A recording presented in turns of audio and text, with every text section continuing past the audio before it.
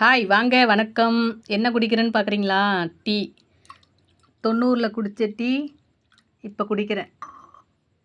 என்னடா டீ இப்படி இருக்குதுன்னு பார்க்குறீங்களா? ஆமாங்க, சாப்பாடு வடித்த கஞ்சிங்க. அப்போல்லாம் நாங்கள் சின்ன பிள்ளையா இருக்கும்போது இதாங்க கொடுப்பாங்க. வீட்டிலலாம் டீ வைக்க மாட்டாங்க, பால் வாங்க மாட்டாங்க. எங்கள் வீட்டிலே வந்து பசுமாடு இருந்தது, 2 மாடு பால் கறந்துட்டுருக்கோம். பால்லாம் வந்து ஸ்டோரில் தான் ஊற்றுவாங்க. வீட்டில் எந்த நாளும் சரி டீ வைக்க மாட்டாங்க. வீட்டுக்கு உறம்பறைங்க வந்தால் மட்டும்தான் டீ வைப்பாங்க. அன்னத்தன்னைக்கு எங்களுக்கு கொஞ்சம் குஷியாக இருக்கும் டீ குடிக்கிறதுக்கு. ஆஹா, நம்ம அம்மாயி வந்துட்டாங்க, மாமா பொண்டாட்டி வந்துட்டாங்க, மாமா வந்துட்டாங்க அப்படின்னு சொல்லிட்டு அவங்களாம் யாராவது வந்தால் தான் சத்தியமாக அதுக்காகவே யாராவது நம்ம வீட்டுக்கு வரமுறைங்க வரமாட்டாங்களா அப்படின்லாம் எதிர்பார்த்த காலம் அப்போ சின்ன பிள்ளையில.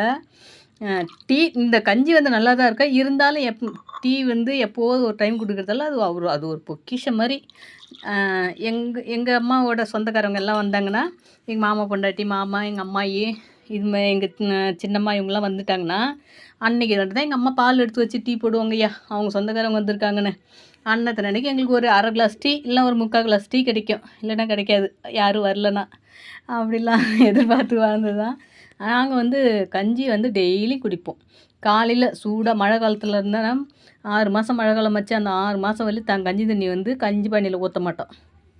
காலைல சோறு வடித்த உடனே உப்பு போட்டு ஆளுக்கு ஒரு கிளாஸ் கொடுப்பாங்க. அதேமாரி சாயந்தரம் சோறு வடித்த உடனே உப்பு போட்டு ஆளுக்கு ஒரு கிளாஸ் ரவுண்டு கட்டிக்குவோம். எங்கள் கூட விளையாடுற பிள்ளைங்க எல்லாருமே வந்துட்டு எங்கள் வாசல் நல்லாயிருக்கும், அப்போ நெட்டாக நல்லாயிருக்கும் வாசல். அந்த வாசலில் உட்காந்துட்டு ரவுண்டாக உட்காந்துட்டு இதில் சைடிஷ்க்கு என்னென்னு பார்த்திங்கன்னா கொஞ்சம் சாப்பாடு அள்ளி போட்டுப்பாங்க. சாப்பாடு அள்ளி போட்டு நல்லா கலக்கி உப்பு போட்டு கொடுப்பாங்க. சூப்பராக இருக்கும். கடைசியில் அந்த சாப்பாட்டுக்காக கெட்டியாக வேணுங்கன்னா அதுக்கு இத்தனை பேர் அடிச்சுக்குவோம். எனக்கு மேலே இருக்கிற கஞ்சி வேணாம், அடியில் இருக்கிற கஞ்சி தான் வேணும், அடியில் இருக்கிற கஞ்சி தான் சோறு இருக்கும், அதனால் அடியில் இருக்கிற கஞ்சி தான் வேணும்னு போட்டி போட்டுக்குவோம். அப்புறம் கரண்டியால் ஆள் கொஞ்சம் கொஞ்சமாக அள்ளி கிளாஸில் போடுவாங்க. சூப்பராக இருக்கும். அப்போ குடித்தது இப்போ ஒரு சின்ன ஞாபகம் வந்துச்சு எனக்கு. அப்பப்போ குடிப்பேன், நான் எப்போது ஒரு டைம் குடிப்பேன். என்ன வாயு பிடிப்பு, முழங்கால் பிடிச்சிக்கும் அப்படிங்கிறதால அதிகமாக குடிக்கிறதில்ல. சரி இன்றைக்கி குடிக்கலாம் அப்படின்னு ஆசைப்பட்டேன். உப்பு போட்டு ஆற்றிட்டேன். பெஸ்ட்டான டீ, உடம்புக்கு வினையே இல்லாத டீ. டெய்லியுமே வந்து இதை குடித்து பழகலாம். சும்மா அதிகமாக கூட குடிக்க தேவையில்ல.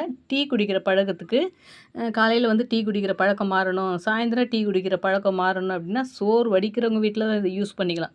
இப்போ நிறைய பேர் குக்கரில் வச்சிடுறாங்க. குக்கரில் வந்து வைக்காதீங்க, அதெல்லாம் ரொம்பவே ஆபத்து, உடம்புக்கு ரொம்ப கெடுதல். அது அந்த கேஸ் வந்து ரொம்பவே உடம்புக்கு கெடுதல்.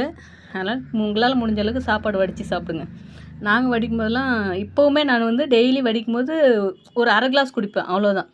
ஏன்னா வாயு பிடிப்பு 1/2 கிளாஸ் குடிப்பேன். இன்றைக்கி வந்து வீடியோவுக்காகவே எடுத்து ஊற்றி இவ்வளோ கஞ்சி குடிக்க போகிறேன்.